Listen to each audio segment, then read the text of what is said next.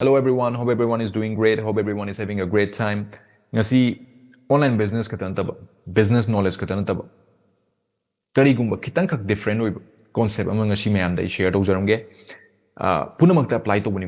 the business owner the su the entrepreneur the su the business owner business the khongda ningi which beginner kyam su the 9 to 5 job to riba the housewife the mother father husband everyone is apply to report amani ngasi mayam share to talk to ko kai gi damta ngasi ngasi share to je hai tardi sigi pot se koi gi youth koi kokta faman bam nyam darka lai aina shi hai je kai no ichagi experience ni ko ngasi hai jari je kai gi no matam da sigi pot se da koi na focus to da bagi damta ne ngasi aina ngasi koi miui kyam ngasi struggle to riba koi gi unemployment ratio wang khalai ba dagi di Northeast the Manipur the India da sigumba unemployment ratio je no wang khalai myam sing ja koi struggle to be hengal iba myam sing je kai no sigi pot se ngasi share to ko do report se da focus to da bagi ne thamne la zo bi ramani ko haibadi karam na kamaina koi na wealth se kamaina attract to gudagi de karam na kamaina koi positive energy se attract to gudagi hai tadi ngasi sigi pot da ngasi nya share to ko do point da focus to tadi sigi pot se sungjo chuda ngam kani hai nin thaje kai no da si ai gi life ta su thengna ra ba ai samang na su apply to ra ba du ai sagi experience khara je si mayam da ina share to ri ja duna sigi pot se ai yam sang na thamjaro ge ten na point ta thamjar ke duna somgi kok ta faman biu sigi kok ta phama matung da isana hang biu sigi question je mutang haibadi tasengna sigi pot se chumber lan bra haibada if kai gum sina chumba tardi lakaduriba generation da ju mayam da ju sigi knowledge se moigi kok ta hapchan biu kai gi no hai matam da si je hap khi matam da miui kyam ge life da somna chumme khalaga di ko chum la le khalaga di happy no chumme khalaga di tasengna next generation da ju help to biu sigi darka le miui kyam da sigi mateng pang biu so ai ninga si hai ju je competition di no mai sum wang khale every day every second competition di sum hengale kai gi no population yam khalak pa matungina hingda bdia da ba paisa tan da bdia da ba cha da bdia da ba gari chou thongning ba expensive clothes setting ba sigumba kya ma competition di wang khalak pa matungina have the population hengalak pa matungina darka le hengalak pa matungina competition sum wang khale competition wang khalak pa matungina option sum hengale but option hengal en sida ne soi men things option hengal en have the paisa tan bai dong option mayam lai re en puna mak tan na khongdani have like tip kai gi no han da koi life span jam tele ten ma matam sida dagi de koi da lai only 24 hour ne si mark sida nang na ai paisa paininge na paisa gi damang tan na loin tau lai tar di nang na pami ba life nang hingba sungung ngamaroi nang na tawningi poto sungung tawba ngamaroi kai gi no da koi na si lai je paisa gi damang tan na tip akoina sida lai jaina toina haiga kari gumba posak ama akoina society sida pina bai damakta kari gumba 1% am toiso akoina add tongna bai quality ma add tongna bai damakta akoina heng lai chakra matung faud le hona bai damakta khoi lai ne si pot se mayam sungang khangde nanga aiga akoi hum hai matamda nangonda yawba quality kya ma ngonda yawre monda yawre mangonda yawba quality kya ma nangonda yawre ngonda yawre ngonda yawba quality kya ma nangonda yawre monda yawre season ba khoi gi difference khoi gi uniqueness season sigi pots da nangonda quality kyam yawrabane sigi damakta ne nang thai karigumba portion ama 1% do isu adagi 0.01% do isu nang karigumba machet ama contribute to usu na koi thara ine but everyday competition wang khala pai matungina koi dikai dore money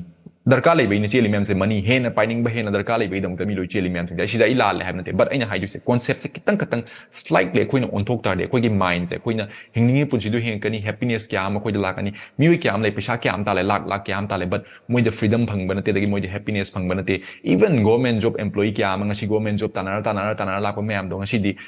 ai si jina satisfy oi de ai gi pun si da kari gum am tong ningi ha ba po se si da is last da si da lak pa nga ta ne kai gi no hai matam da quite first the materialist side di nang sai gi materials have the nang ngasi nang expensive car kya am pa mambe tang ba da gi clothes kya am pa mambe si myam sing je pam ni but nang si amuk tang nang nak ta la kan nang life sing sai gi nang unda different zone da nang se por kani sigung po se nang unda ka shon value oi roi kai gi no hai matam da si fact ne aduna ngasi aina mayam da haidu sing ngasi nang money haina to matamda na du money ta na matamda sal gi nangi stress wan khale health issue laiba dagi di family dam time spent to wangam da tardi dagi di nangi wife ka nang loina bangam da nang children ma tam bibangam da tardi dagi nangi imung da matam bibangam da tardi nang to ning ma thabak kyam to wangam da tardi what is the use of it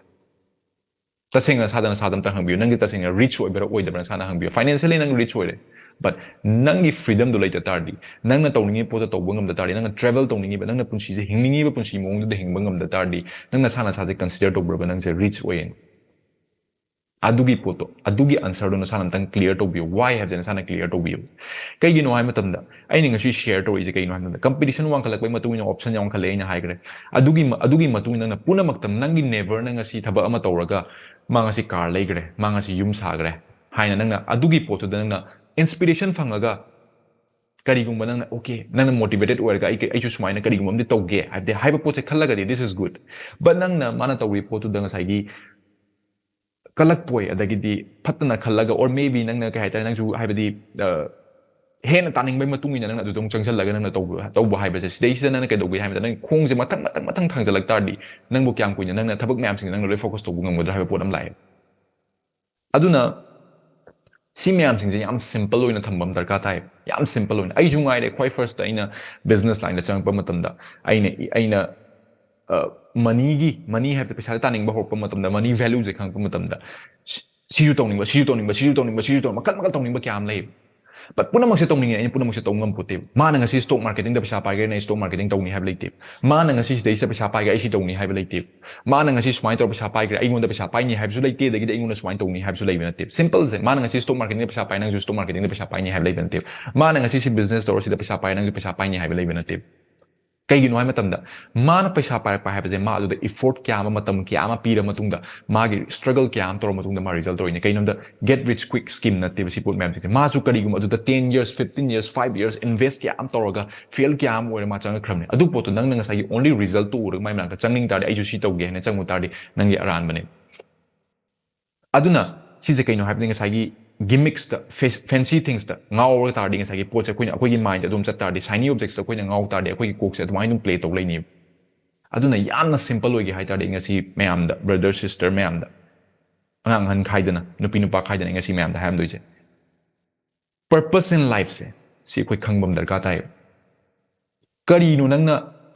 na tongning se have poche si je hana khangbam darka tai she's the lawyer but she's the nang na tongningi pot se pick pa chaw kem le nang na tongningi pot nang na khwai digi chaw bane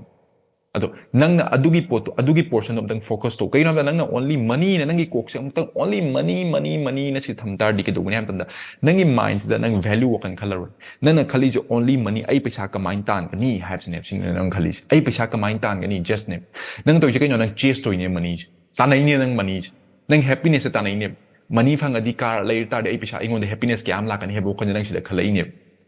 which is wrong si la le kai gi no matam da nang na money ta na tar di nang na mi nang na sum money ta nang se desperately nang gi lai bak se thet la bane nang gi desperation si lai bak se thet la bane have de ai money ai pisa tan da ba de hai nang pisa tan da ba da tar di kai no hai da nang won da ai samwa ai yon da ba de ai samwa si tok da ba de ai samwa si tok da ba de have was mi na loi u ba nga ta ne people can easily smell desperation feeling jing me bani am line khang mon desperation have nang che nang won da kai no hai ta nang won da chop pi nang won da chop pa pisa chop pa nang won da gi di he na pa ma pot have mi na loi u ba phang bane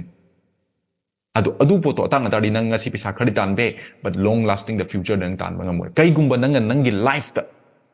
long term da achieve toge nang gi life da kari gumba ma nang ngasi thamam ge nang heng chakra bau ta hai ta di nang gi purpose nang masa khangbam darka tai kai nu nang tong ningi pot se kai nu nang gi manung da gift ma pi ri chen have the mu be pun akoi pun mak sa manung da gift among quality mam lo yawe nang nang de hel have like aina nang de hel have like mana nang de hel have te mana nang de hel have kan antani hen amana ma de hen have kem like akoi manung da quality mam loi pi re ni tongan ba quality mam sigi quality nang gi life da sema pi ra krabane si je koina manung da akoi gi inner voice akoi ta da bagini kai no hantam da akoi gi already shiny objects tang au le le have the mana car thogi tar di ai ju sumain tor ga car thoge mana si to gi dar sumain to gi have po si ne but ai ninga si haram do je nangi purpose si nangi purpose ai nen tong ningi se si ni have po se khang tar di si gi po se nang focus to tar di nang yam na hard work to gi ma thong ta de nang yam na sidai yam simple oin thamo nang won da pi da nang won da quality lai ra nang na tong ningi na sa manung da nang won da yaw ra bane okay si jin ai yam to si to ka nang won da happiness lai si to ka nang won da pride ama lai si toro kana ingon da wakhan yam nungai ba ingon da aigi haibadi pangan thongna kyam lai courage kyam lai haibo se na sa da yawring atane nang san thija da ba ngasi ju nang haibe sigi video se yeng ka nang haibe kaino kamai thi du na purpose se haibe purpose se nang na sa da yawra bane adu the focus to nangi energy manung se nangi manung da aina toina haiga it's already within you isa manung da loi yawra bane si pot myam sing se isa manung da yawri pot myam sing se ai ju ngai re option kyam lai ba shatan bai damak adagi di thabak kyam torom be ai ke do winam to why did I choose clothing brand aina clothing brand ke do winam da khalin because adagi di aina hojik to your business any ke do wi changai no hai pot kya reason kya am lai ke no business ti chama idea kya am lai but an idea puno mak se ma na ngasi real estate to guitar dai real estate to ni have like tip ma na ngasi clothing brand hang dai clothing brand to ni have like tip ma na ngasi ke no si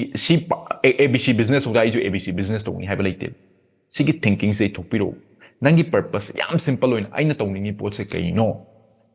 hai pot se sana hang biu aina kwai dagi nang the purpose kya am yong ai siu to ni han nung ai excitement kya am le yong gani but deep down nang sana deep down dang focus to hango aina tum hokol ko matam da su si to ni hayeng aina struggle to so failure so ai nong ta give up to woi da ai dum harau ai dum nung ai pa si to ka ai ngon excitement pi ba ai life sa nung ai ga pot se si kari no hai pot se nang sa da yaw bane sigi project tor pa matam da kai dor kani ha da ai ha ke nang na changes kya am la kani sigi project tor pa matam da nang on the happiness kya am pire nang on the pride kya am nang on the confidence kya am pire ani pire pa matam da kai dong ni nang gi best se every day nang se nang gi best pire ani every day nang gi best pire ta di nang na se to ise kai nyam tam da nang se ise paisa chase to drabane paisa ta na drabane ai si to ai gi dong ta si to bi si le bi ha po se da gi dong ta ai si to da bi ani ha po se nang le tram nang on the like this is what I want to do in my life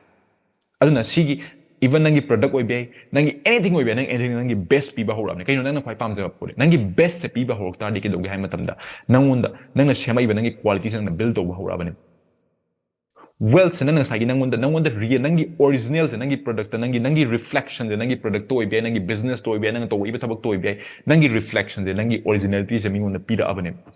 kai you know I'm nang na pam ja pot nangi purpose so I every day nangonda haina ba mathok ta re ai na to i pot ai di every day ai pung minute khudingi minute manga nangonda dang matam hogi ba su khangau re nang asi wa re ba thabak ama chatlaga nang 95 job ta toro nang asi wa ba do karam kan da yum handoi no khalli ba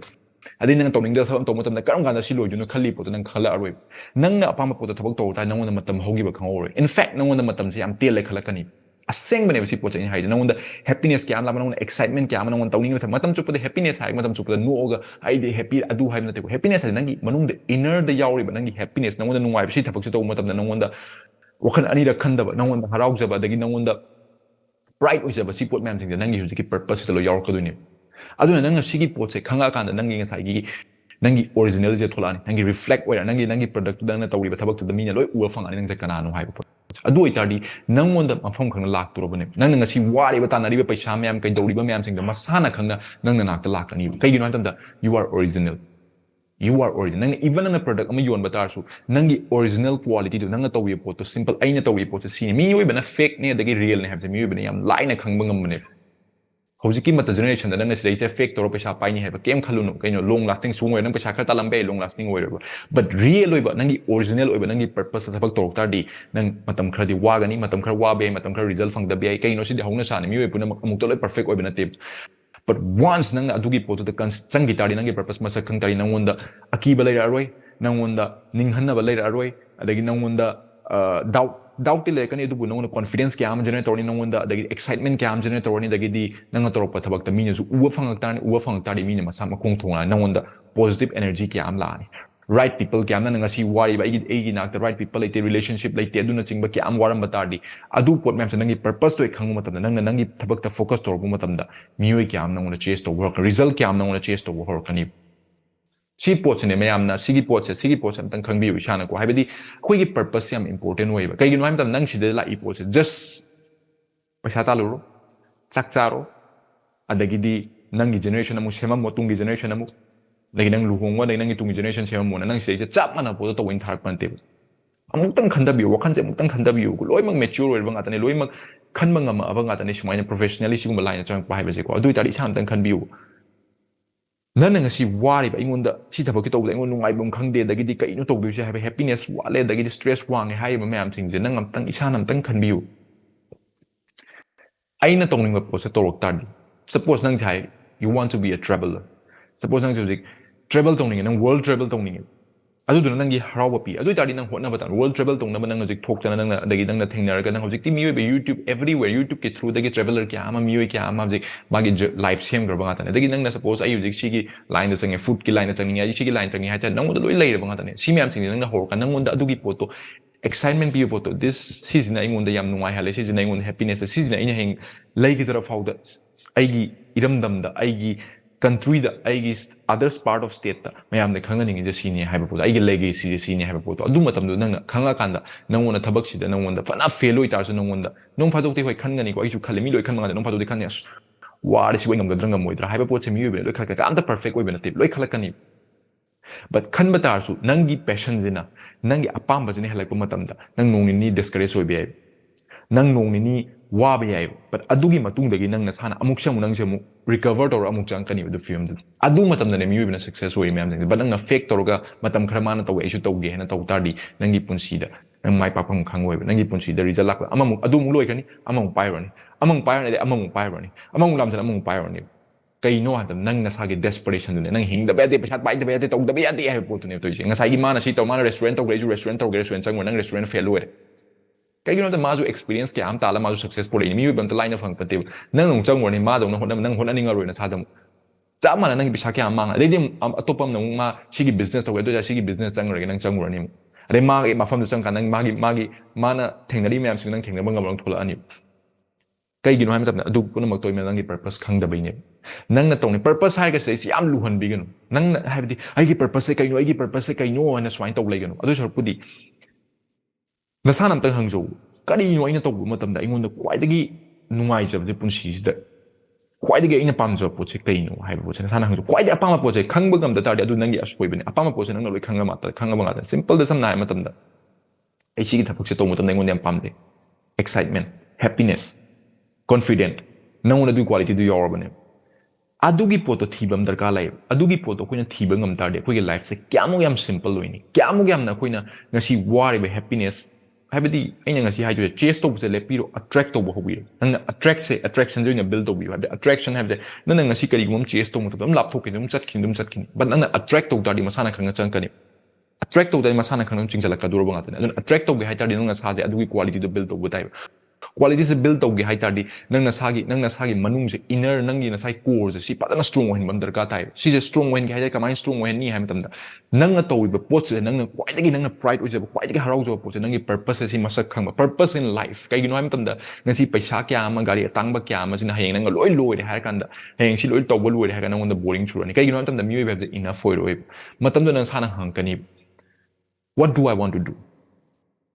kai you know nangi purpose in life is quite important si na mi yu nang masa khang duisi nangi car do na te masa khang duisi nang si to we nang si the fancy clothes wale nang set ina adu na masa khang dam te nang to ri ba thabak to adu gi matung ni mi ni masa khang do mi ni nang on the respect pirak tu ni mi ni nang on the value pirak tu ni adu ta what is your purpose adu na ichin no mayam sing angang ahan khai da nu pi nu pa khai da ngasi haidu nu ngasi wari ba haibadi to du se kai no haiba poto nang na haibadi aina si to ro ai mai pa ka dra pa oidra haiba pot sing do adu mayam sing loi to ga what is your purpose? Nang purpose se masa khang mata da mi ne kai haiba darka tar aroi na fail kya ra koi chunong darka tar aroi money gi mram da nang yam ka hena khala aroi kai gi nam da nang gi purpose se nang gi goal se duki matik important way nang da duki matik energy se manung da chang kani aduna adu khang tar di mi gi life se kyam simple way ka nang gi complexity kyam lau thorani nang nga si struggle to ba kyam nang am simple way na this is what I want to do simple adu changak tadi nangi goal je kyam chune achieve torkani nang je kyam yam na work torkani hard work nasada di nang je hard work ki to de nasada hard work to have nang feel ora we kai you know them because nang sigi thabak se to mo nang nang ngai je nang nang na pam je kwai de pam je thabak ne adu na sigi project khangjen bi inga si chino mayam sing da haidu je ko haibadi purpose in life very important option di yam yame but option punamak se nang na punamak to de haiba lai te de nang sing ngori bai karma business hoduino karma to duino so man sat kadra si to godra haina khalli ba doubt ki am lai mayam sing do simple way thambiyo what do you want nangi purpose ma sa khangwa aina to ni si ni ai goal de si ni hai tadi nang na clarity fadana le ni clarity se lai tadi nang na changbu matam da okay kem kai di ai ni sa to vision de si ni ai destination de si ni hai ba pos nang na sana khanga ni khang tadi nang na chatbu matam da nang na pressure lai aroi kaino na competition na changi tardi mana to report to to ge man to report to ge hai tardi nang na sana sala pressure ma build tawrabani pressure do build taw nang stress hengalani anxiety level hengalani heart issue la ani health issue la ani nang family ki time spend to ngom kan ta spend to nang life to nungai bam khangaroi life say money is important but money laire na nang freedom do phang da tardi what is the use of it aduna freedom je phang ge hai tardi nang apam thabak se si to bam dar ka ta so aduna ngasi kan khanda biro life ta achieve to ge life ta happiness oina life ta